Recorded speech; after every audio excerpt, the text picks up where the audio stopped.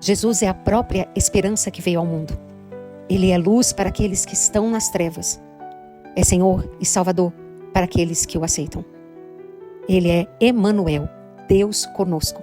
E é a presença dele que te garante vitórias todos os dias.